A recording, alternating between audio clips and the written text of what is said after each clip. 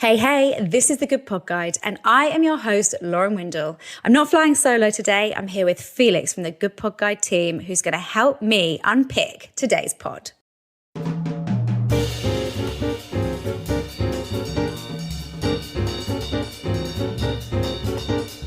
Okay, so today we're talking about small town murder. Do you know what I realised from listening to these guys?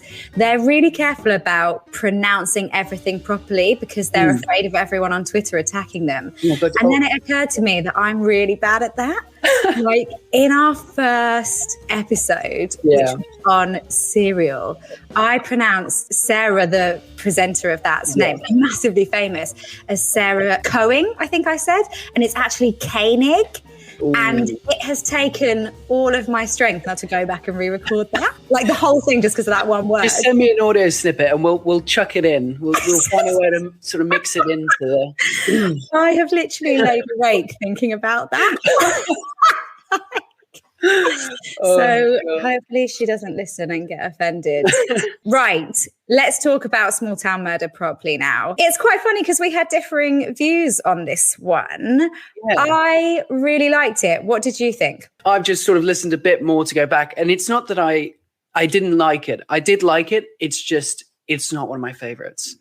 I think I like the context. I like how there's something new. They're trying something new. It just you know how some people like, I do like the presenters, but there's just something about it. I'm like, it just doesn't hit that sweet spot. It's good, but it's not my favorite. I think that's where I'm trying to come this from. This is quite novel for Felix because when he shares his thoughts with me, on the podcast, he's always so positive. So to hear him say like, actually, this wasn't for me, is quite new.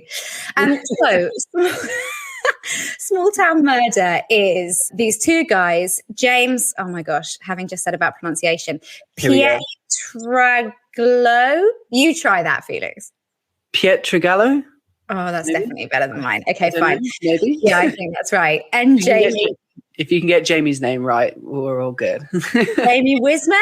Is that what you were saying? Yeah, Whisman. Yeah, I'd say Whisman. Okay, cool.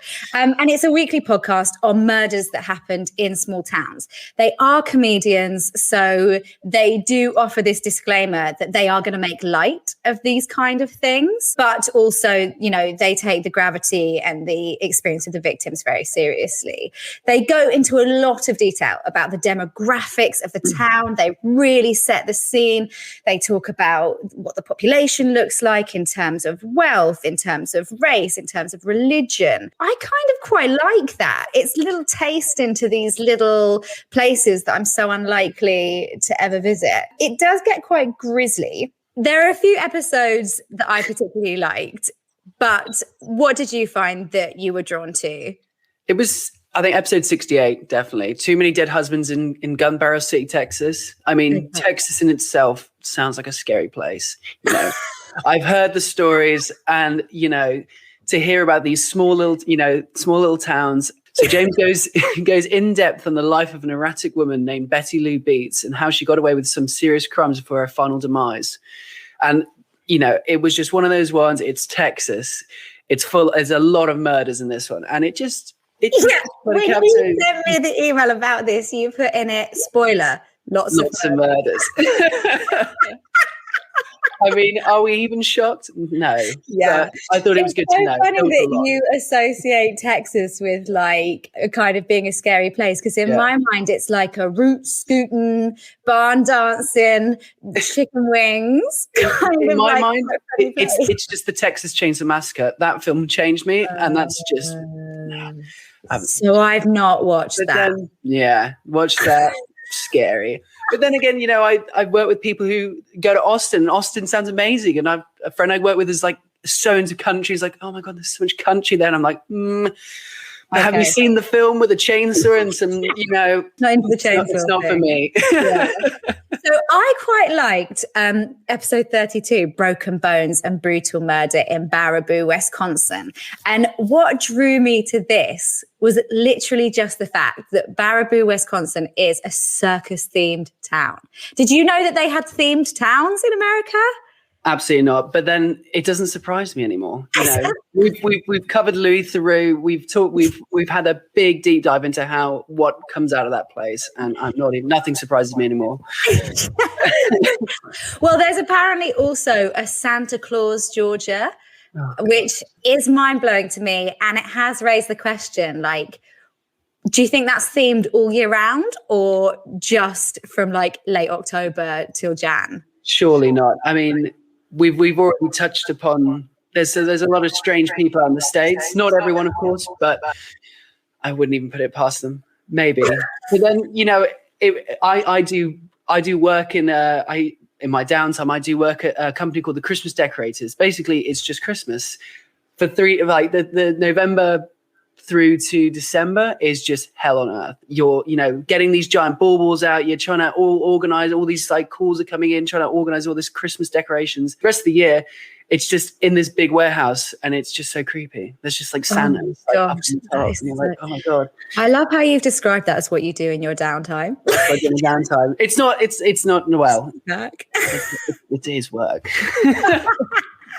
It's a fun story. It's a good story for the pub. Totally. So there are 220 odd episodes, and my only criticism of this is that it's that CSPP, the classic successful podcast pattern, rearing its ugly head again, where they started out with episodes at about an hour, but as they've proven their popularity, they've just let it spiral to like, some of them are pushing 3 hours now, which, you know, it was too long for Lord of the Rings and it's too long for Small Town Murder. I just think that's got to be lazy editing. But okay, so actually this is where Felix and I differ, and I will give you the opportunity to offer a rebuttal. But we've reviewed so many of these like comedy banter murder podcasts, right? And I just haven't gone wild for them. And I've actually really struggled. I like the real crime ones that actually treat it like it's a documentary, like a crime. The ones where they bounce off each other, genuinely not so much. I just don't find them often that funny. This one, I actually did. And there were parts where I kind of laughed out loud, which is rare. You know, it was top of the Spotify's comedy podcast section. And for me, I could see why. I thought it was genuinely funny. But go on, you tell me why you don't. Well, no, I do find it funny. It's not I don't find it funny. It just didn't, I don't know. Out of all those crime podcasts, you know, I was just listening to a moment and talking about your pronunciation. He was trying to say Bedfordshire. He's like, Bedford. And he's like, am I getting that right? And like, there are some funny moments. And, you know, he was just talking about how they just watched The Inbetweeners, and he was throwing all these quotes from the show. Like an American trying to say the word clunge is just appalling. It's just awful. And that did make me laugh. It's just not one of my favorites, but I appreciate it is funny. It is funny, but it's just not one of my favorites. All right, then. Thank you. I've got to be the bad guy sometimes. I can't always be the positive. It is about time, Felix, to be fair. Just wait until we touch on We Hate This Movie. I mean, God, it's all coming out then. Let's get his claws out for that. That is in the pipeline, guys. Get ready for some serious shade.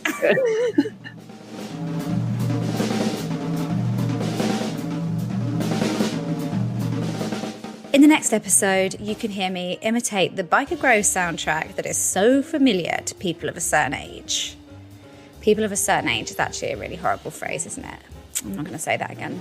More info is available in the show notes. And if you've enjoyed what you've heard, do us a solid and like, subscribe, and leave a positive review.